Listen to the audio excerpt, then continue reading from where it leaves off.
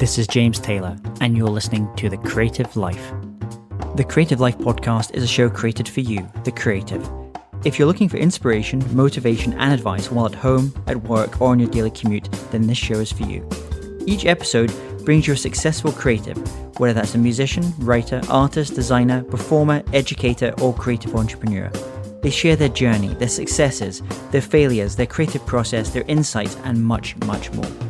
This episode is sponsored by C-School, the online school for creativity training. If you'd like to unleash your creative potential and access a free Creativity Blueprint training series, then just head over to c.school. That's www.c.school for your free training series. In today's episode, I speak with Joanna Penn, and we talk about writing your first book, developing multiple streams of income, and using technologies like artificial intelligence to augment your creativity. Enjoy this episode. Hey there, it's James Taylor, and I'm delighted today to be joined by Joanna Penn. Joanna Penn is a speaker, entrepreneur, and award-nominated New York Times and USA Today best-selling author. Since becoming a writer, she has authored 27 books and sold over 500,000 copies in 84 countries and 5 languages. She writes thrillers under the name of J.F.Penn and uses her full Joanna Penn name to write non-fiction for authors. When not sitting at a desk crafting her next work, you'll find her on stage speaking about self-publishing and book marketing. Her site, thecreativepenn.com, is regularly voted one of the top 10 sites for both aspiring and professional writers. And it's my great pleasure to have Joanna join us today. So welcome, Joanna. Hi, James, and thanks for having me on the show. I'm excited to be here. So share with everyone what's going on in your world just now. Oh, well, right now, so I'm in Bath in the southwest of England. And, for any people who don't know, this has been a very long winter. So I've been outside in the sun today and very excited to be back out there and also working on my latest book. So busy as ever. So do you find now kind of going out, being able to walk, is that good for your creative process and getting things moving? Oh, absolutely. My last nonfiction book is called The Healthy Writer, which I co-wrote with a medical doctor. And it's like an epidemic in the writer community. Back pain, neck pain, RSI, lots of things that writers, we love writing, but our bodies can suffer. So yeah, I'm on a bit of a campaign right now to get writers moving. I don't think it's such an issue with speakers because you're always traveling around and walking through airports and walking along the stage and things like that. But certainly if people are at their desks and computers more often, then time to get moving. So are you finding yourself starting to use things like standing desks and other ways of writing? Oh, I am at a standing desk right now. In fact, I do all my podcasting standing up, and also I use dictation quite a lot. So I know quite a lot of speakers use dictation too. I mean, if you take one of your talks and get it transcribed, you can use that as the basis of your next book, for example. I also do fiction with dictation. So definitely. And I can walk along the canal and dictate sort of 5,000-6,000 words, which is quite cool. So where did this all begin for you? How did you kind of develop this kind of passion for writing? And what was that? Maybe tell us a journey towards writing that very first book. Sure. Well, like many people, I sort of hit my early 30s and wondered how the hell I got there. I ended up implementing accounts payable systems into large corporates. And yeah, exactly. Not the most creative of jobs. But it was paying the bills. It was the classic golden handcuffs situation where the money I was earning and, I had the mortgage, I had the car, I had all the stuff you have when you get to that age and you're a so-called responsible job and all that, but I was miserable. And so I started listening to all of the brilliant self-help gurus from America, including Jack Canfield, who I know you've interviewed, and his book, The Success Principles, which basically said how to get from where you are to where you want to be. And so I think for the first time in my life, questioned where I want to be and where I wanted to get to. I'd just been sort of falling into different jobs, taking opportunities, not really considering what I might want to do. So out of that, I started to write my own self-help book, which was my first book, Career Change, which I rewrote later, still available. And out of that process, what I discovered was, although I liked speaking. So I started speaking at that time, joined the national speakers. I was living in Australia. So I started speaking about career change and finding what you love. And amusingly, in that process, I discovered that I enjoyed writing. And then at that time, this is 10 years ago now, the iPhone just launched, the Kindle had just launched, and I could see that being a writer would be a viable career for someone who wants to make over 6 figures. And then I started to meet speakers, and I could see this future where I could escape the day job and still make very good money. And that was attractive to me because I wanted to be creative, but not a poor creative. And how many books into your career were you able to kind of go in on that Monday morning and hand in your notice and say, that's it, I'm off. I'm off to be a full-time writer? Because I'm guessing it didn't happen overnight with that first book. Absolutely not. And I think that is the biggest myth of publishing, is that the first book will make you $1 million and you can retire. No, it pretty much took me 5 years from that first book to when I quit my job. And there was still a bit of a dip. So Seth Godin, calls it the dip, when you're I was at the top of my consulting game as such in that old job. I'd done it for 13 years. So to go from something where you have 13 experience to something where you have very little, you're never going to get paid that much. But what I did was I have multiple streams of income. And I know that's very important in the speaker world too, but where basically I had multiple books. So I had, the time I left, I think I had 5 books, fiction and non-fiction. I'd started writing fiction, but I also had my blog, I had my podcast, I had a YouTube channel, I was a speaker, I was doing consulting at the time with other people who wanted to self-publish. And I had affiliate income. So I had lots of different income streams. And then my goal was to make my business scalable. So I actually don't do that much speaking these days because for me, speaking is far less scalable and less enjoyable than writing novels. So over time, I've kind of turned down the dial on the scalable work, which is the stuff you get paid per hour or per day, to the the scalable stuff where you get paid over and over again for what you create. So intellectual property assets is now the focus of my business. Now that's an important one, because I know any speakers that are listening to this as well just now, they'll have experienced that thing in, I think, 2001 and then again in 2008 or thereabouts, where if you were in the world of speaking specifically to corporates, it was all going great guns. Everything was going really well. And suddenly overnight, it all kind of dried up and you didn't have any work. It was all suddenly went quiet. And I know a lot of people at that point had probably wished that they'd develop some of those, those multiple streams of income that you were speaking about as well. But one of the things I was really fascinated with you is your career was starting to happen at a time where this idea that you had to necessarily be with a traditional publisher, it was starting to change. And one of the things I hear a lot from people who are starting to think about writing is one of their first questions is, well, should I still go with her? Should I try and get a book deal? Is that my should be my focus, or should I self-publish, or is there kind of something in between? What was your take on that because that's usually quite a big decision that a writer has to make. Yeah, sure. And again, I mean, in the speaking industry, there's a lot of people self-publishing. It's very established there, back of the room sales, that type of thing. So I was in an environment where it was normal. But the first thing I did do was look at the publishing industry. So I wrote the book, looked at the publishing industry and realized that I hadn't known this before, that it might take 6 months to a year to get an agent, if I could get one, and then another year or even 2 years before my book came out. And I was not willing to wait that long. So for me, it was all about speed. I was just not willing to wait. I wanted to get on with it. I wanted to get out of my job. And I thought, if I can get this book out there, then I can sell it, then I can learn all the skills I need and I can move on. And within 3 years, I'll be a hell of a lot further than if I waited and used all my energy in chasing agents, chasing publishing stuff. So I think the big question for listeners around traditional publishing versus, I call it independent publishing because I run my own publishing company.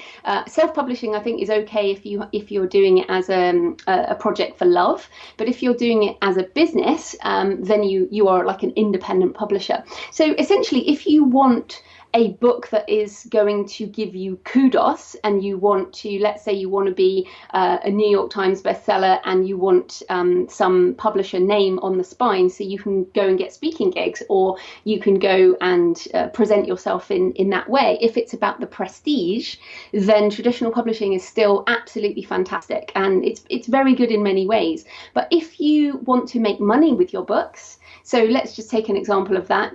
Most publishers will pay between 7 and 20% royalty on different formats. If you go direct on Amazon, you can get 70% royalty, so 70%. And that doesn't even include all the other things you can do, print books, audiobooks, global publishing, lots of different options. So it really will depend on what your goal is, what your definition of success is, how much of an independent entrepreneur are you? Are you ready to learn some new skills? Are you ready to hire some people? All of these things can be done. And, places like my site, it's all this free information we have online to point you in the right direction. And also there are lots of companies who can help you, but it's sort of beware of the ones who will rip you off and look at the good ones. So getting advice from authors is really important. So for example, I do not publish anyone else. So the people I recommend are, from watchdog services and other authors, as opposed to my own benefit there or publishing other people.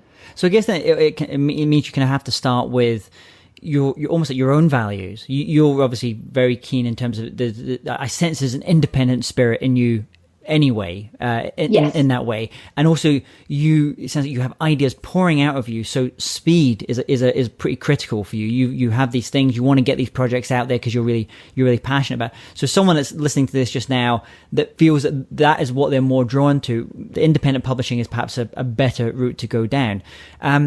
Can you move between those worlds? Can someone that maybe puts a book out, self-publishes or independently publishes first, then ever move into the world of traditional publishing, or is it a hard one to move? And vice versa, someone that comes into traditional publishing, is there some benefits to maybe starting with your first book, maybe being a traditional publisher, and then maybe subsequent books when you're more established, moving and publishing those yourself? Yeah, you can definitely do it either way. There are plenty of people out there doing it both ways. So someone like Chris Brogan, who you had on your show that was last when I was listening to it, Chris has done both. He started off traditional, has gone indie, has gone back to traditional. So he decides per project which of his books will be self-published. I think the one you talked to him about is self-published. So that's one example. A friend of mine, Chris Ducker, whose Rise of the Youpreneur is a new book. He started out with a big publisher, and then with this latest book, he went independent because he said, well, I've got the platform, I have the audience, I want to control everything about the book, I want to make it exactly what my audience want. So that's another thing. If you have an audience already, you're really just hiring a printer. So, you can hire book designers, you can hire cover designers, you can hire people to help you. So why give away your intellectual property rights to someone who basically is printing? And if we think about distribution, these days, so we're in the UK, the vast majority of print books in the UK are now bought online. And in America as well, as books, physical retail is in big trouble, as we know. And it's not just Amazon, the big demon in the room, it's also customers who want to shop online. That's what people do. So if you have a print book, audio, for example, audio is fascinating in nonfiction, because of podcasting, I think, and the ease of using a site like Audible. A lot of nonfiction readers are listening to books now. So that's another reason you might, even if you sell or license your print rights, you might want to keep your audiobook rights, because that can be very lucrative. So someone like Chris decided to do it all himself, and have his team run it. You can definitely go between publishers and indie. It will depend on how much of a platform you have, how much a publisher wants you. Mm-hmm. But certainly, you can choose per project, basically. And I'm just wondering, I've spoken to a number of writers, authors recently who have published their first books. And the one thing they pretty much all said is they felt that they put everything, their heart and soul, into the actual crafting of the book, the editing, which was a really long process, the artwork and everything. And then when it came out, they said they were so exhausted by this point with the book that the marketing for them ended up being an afterthought, and it really caused sales to suffer. Any thoughts in terms of, like, when you're especially if you're bringing out a non-fiction work, how do you get the pacing of it right so that you've got plenty left in the tank when it comes to that stage when you're really having to kind of move into kind of a marketing phase? Well, it's a really interesting question, actually. And I think that is the big difference between traditional publishing and going indie, and also people who already have an audience to people who might not have an audience. So for me, I don't really do launches anymore because I have an email list. So, I imagine you've talked about building an email list before. I share the process. I have pre-orders. I always talk about the things I'm doing so people know it's coming, but mainly I'm not concerned about sales in launch week. And the problem with traditional publishing in terms of the way it works is that when an author comes through the pipe, and it is like a production pipe and there's always someone behind you, is that there's usually a month in that you have to make the sales, and then you might get some help, and then they move on to the next cab of the rank. And if your book is in bookstores, the turnover in bookstores is between 3 and 6 weeks. So if your book is then gone again, how are you going to make those sales? So there's a lot of pressure when you're traditionally published to make most of your sales in launch week. For me, my whole business model is not around spike sales. It's around a growing baseline of scalable income every month. So looking at my income since 2008, so my 10-year anniversary is coming up this year, it's pretty much just stepped up every year, and I've had no breakout success. I have hit the New York Times and USA Today list. I have been nominated for awards, but none of those have made a massive impact on sales, to be honest. They are playing the game as such within the industry.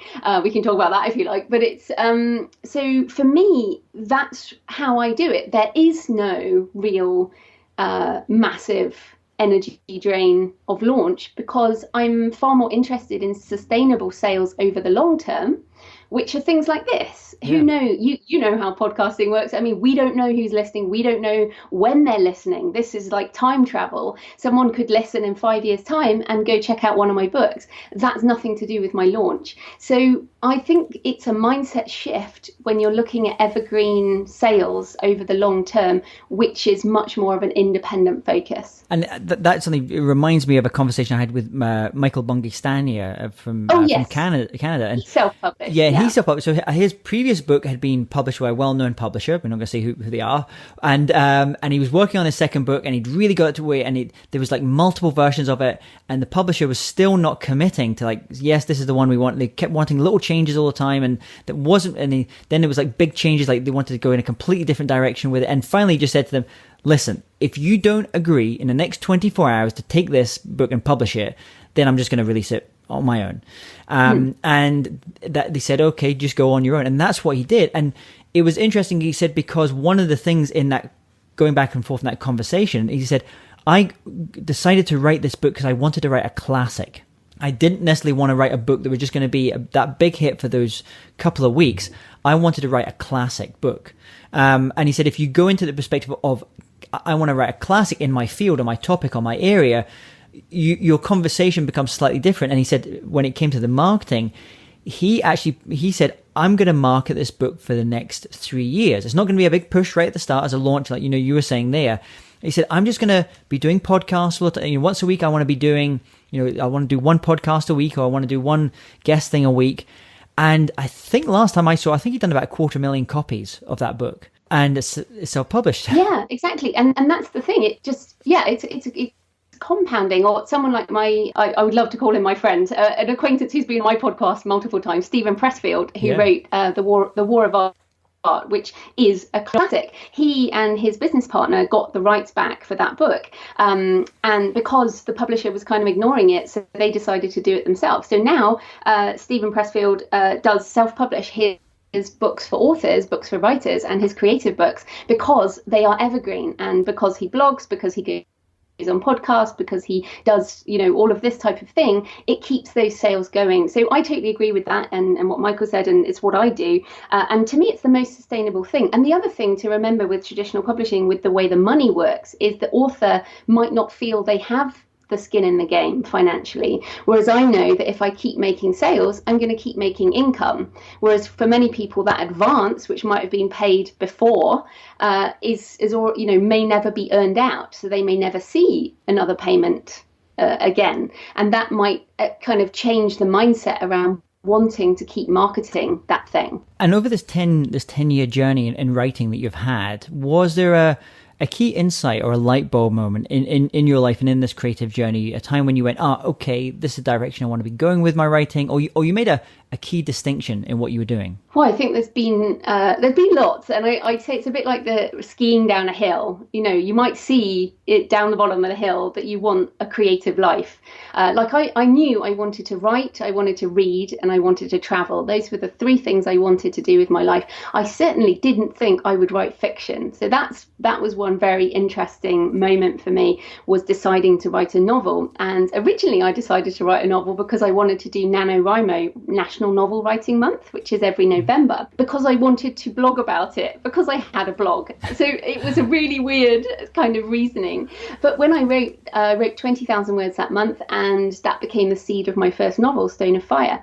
And that moment was a big moment. And I was like, okay, this is definitely what I want to do. And for a time, I thought I would give up everything else and just write fiction. But turns out I really, I love the self-help arena. I love helping other people. I believe this is a movement. It's part of the maker movement, the craft movement, the resurgence in independence and entrepreneurship. And it's like a creative renaissance right now. I know you believe this too. And the exciting things that are happening in the world mean that this will only continue to go. And so I love spreading the word about what you can do now with your creativity. You don't need to be boxed in. You can write what you want, publish what you want. Of course, you have to learn marketing so that people actually read it. But I think for me, the turning points were sort of around writing fiction, learning marketing. That was a really big thing, understanding the internet and how the internet worked, because my degree is in theology, so it's not like I had any training on this type of thing. And yeah, I just think trying things. I mean, when I started my podcast back in 2009, I would have had no idea where we would be now with things like Patreon, paid sponsorship. Who would have seen what was coming with podcasting? It's kind of amazing. So I think the main tip here is for the listeners is just try stuff and see what happens, because it's so easy to do these things now that you can see if you enjoy it. I don't think you know whether you enjoy these things until you try them. And you mentioned that your kind of background in theology, and I'm just thinking that the thing that kind of links all these different, even in the speaking, is obviously that storytelling kind of part of you as well.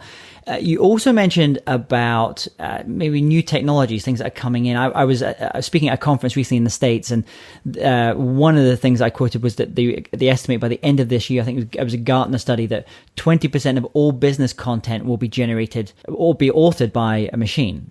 So that's SMS messages, email messages, but also white papers as well. Do you feel that, could we be looking soon at the point where artificial intelligence could write the kind of book that you would really, really want to read, or is that still quite a bit off? Well, interestingly enough, in Japan, an AI was a finalist in a writing competition. So, and we've just seen in the last couple of months, it was in Wired, a musician has co-written the first album with an AI. So we are definitely, and the Washington Post, which is owned by Jeff Bezos, are using these AI machine learning technologies, and they have things like Amazon Polly, which is voice tech with AI. So I absolutely think we're probably already there. I think, we have a lot of non-fiction stuff being written by AI. We have a lot of translation happening with AI assisted translation, where the raw is done with the AI, and then a human checks it. Now, some people are very scared about this. I'm not scared at all. I think it's going to be amazing. And I know you had an episode on Centaurs and about augmented creativity. Yeah. That's how I see it. So 10 years ago, I could not have the career I have now without the iPhone, without the Kindle, without the internet. You and I wouldn't be talking except for on Skype. We wouldn't have podcasting. All these things have happened because we have the tools to create. We are augmented creatives already. So for me, I see AI will just be another tool. So for example, I'm researching, my next book is set in America between New Orleans and San San Francisco. So I'm doing a lot of research around that. And I just want an AI to kind of assist me in that research, go find me this type of stuff, like a better Google or a virtual library I could go into and find all this cool stuff that I might not have found otherwise, and discoverability of knowledge, and then help me put it together. Or another thing that's very cool, I don't know if you saw, there was a Harry Potter bot, a box that came out. It was amazing. They fed this bot all of J.K. Rowling's books, and it came out with a Harry Potter story. People can Google that. It's really funny. And that was amazing. So I'd love to be able to feed my books, my 17 books, my 17 novels into this AI, and then it might spit out ideas for new stuff or things that I could take and shape. So for me, it's very exciting to consider the next step. One thing I would say is that we are moving into an era where personal brand is even more important than ever. If you are a faceless, personality missing sort of web page, you won't last in this new world, because that's what AIs are going to be. Yeah. There's going to be a proliferation of that. And even voice technology like Amazon Polly, like I said, they have 37 different voices now where they will do voice synthesis. So for us, this means you need to, do stuff on video. You need to do stuff that has your voice. You need to develop your voice. You need to be out there in person. And you need to be developing an audience who want to follow you because you are you. And even if you do augmented creativity and produce books with an AI, for example, then they will still want what you're putting out. So yeah, personal brand in this new world will just be even more important. And I think everything you've been pointing to is almost, it's just like leveraging that personal brand, leveraging that creativity that you have anyway. I'm thinking of even early CRMs, so sending out emails and things. That was like the first kind of time when a lot of entrepreneurs, like solopreneurs and creatives, were able to leverage what they were doing a little bit. And then we moved, people like Tim Ferriss came along and wrote books like The 4-Hour Workweek. And then you started seeing virtual teams. So a lot of people started hiring, having a small team and using some of those things that large companies had only ever done before. And that kind of leveraged their time as well. And I just see that, the AI part coming along, and, the Centaur and the augmented creativity part coming along. It's going to allow us to do things we can't even imagine at this point. And that's the most exciting part. Oh, I know. It's so exciting. It is. And I think it should be even better, because, we're already in an era of big data, and that they're developing tools more and more. And the Cambridge Analytica thing is the scary end. But there's also the kind of amazing end. So at the moment, there are millions upon millions of books out there, millions of podcasts, millions of blogs. It can be hard for someone to find exactly what they want. Whereas what I see is a much better discoverability engine, where we are going to, since we already have traded our privacy for connectivity and finding things that match us, then that will become far more interesting. So with fiction, for example, it's very hard to sell fiction because, with non-fiction, it's like, yeah, okay, I have a book called How to Market a Book. It's quite obvious what it's going to give you. But with fiction, my last book, Map of Shadows, how do you know whether you want that or not? So to me, the discoverability engine of machine learning and the way AI will help us find things is what I really, really want, because we're missing that right now. Even with podcasts, you understand, audio right now is not SEO. So you have to do a transcript so people can find that, for example, or you have to put it on video because Google has better voice captioning than they have audio SEO. So it's a really interesting time, and we haven't quite connected all the dots with audio yet. So stuff like that I'm really interested in, and it will get better because of Alexa, Google Home, the Apple Pod, whatever it's called, the Home Pod. These are now voice and audio technologies that are slowly, it's going to be in cars, self-driving cars. So audio will become even more important in coming years. So we're going to have to get better discoverability around audio. And is there one online resource or a tool or a mobile app that you just find really indispensable for the work that you do now as a writer? Scrivener. I'm a Scrivener user as well, and there you go. When I say to people that aren't writers or aren't screenwriters or about Scrivener, they give me blank looks, but I think it's a great tool. No, Scrivener. I wrote my first book on Microsoft Word, and I then discovered Scrivener, and now it is indispensable. And it's only $49, and it does fiction, non-fiction, screenplays, as you say. Many bloggers use it. It's just an amazing tool. You can also format ebooks with it, so you can pretty much do publishable files as well. So it really is my number one writer's tool. Now, if you could recommend just one record, one album to our listeners, and also one book, and it's interesting. Whenever I ask this question of musicians, they really struggle over the record part, and then when I ask this question to authors, they really struggle over the book part. So I'm guessing which part you might struggle. But if there was one record or one book, it maybe could be something that's you think it means a lot to you, or it could be one of those records or books that you've suggested to people more often than others. What would those be? Okay, that really is just an evil question. But I'll answer the record one because, first of all, no one has records anymore. Oh no, I suppose they do. The rise of vinyl. But no, I'm actually one of those odd people. I don't really listen to music, so I write with rain, the sound of rain and thunderstorms. So I listen to rain and thunderstorms for hours every day. That's basically what I do. Is that on a playlist, on a Spotify playlist or something? No, it's just an album called Rain and Thunderstorms that's on, but you could definitely find that pretty much anywhere. So for me, I wear noise cancelling headphones, the Bose one, the expensive ones, and they are the best. So I can write in cafes and basically work without interruption. And I find rain and thunderstorms puts my brain into a state where I create. So I guess that's a... No, actually, that makes a lot of sense, because a previous guest I interviewed who does the music for TV shows like Dexter, Rolf Kent, and Rolf actually brought an entire album of what are called low tones. And it's a little bit like almost like a white noise. It's similar to what you're doing with the rain and the thunderstorm. Something that just allows your mind to be part of your mind to be at rest. But it's, loads of studies have shown how this stuff actually increases creativity. Yeah, that's cool. And then the book is really hard because it's got to be for your audience. In terms of what your audience might find interesting. So I'm going to circle to a book that I've read recently. I read like 5 books a week, so it's very hard. But a book I've read recently called 24 Assets by Daniel Priestley. And the reason I'm talking about that is because it's about how to go scalable and how to use more leverage with intellectual property assets in your business. And I really hope that that's something that will help your audience, because when the penny dropped for me on understanding intellectual property rights and how copyright can be licensed, that made all the difference.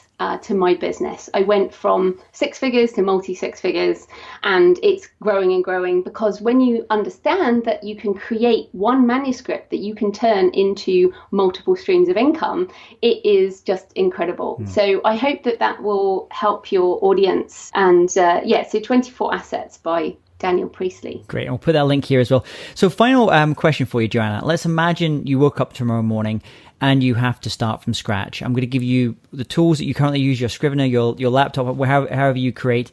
But no one knows you. You have to restart. What would you do? How would you restart? I would write books. I literally would. I would write. I would probably write 5 books as fast as possible, which I could do pretty fast now, because books don't have to be 80,000 words. They can be short.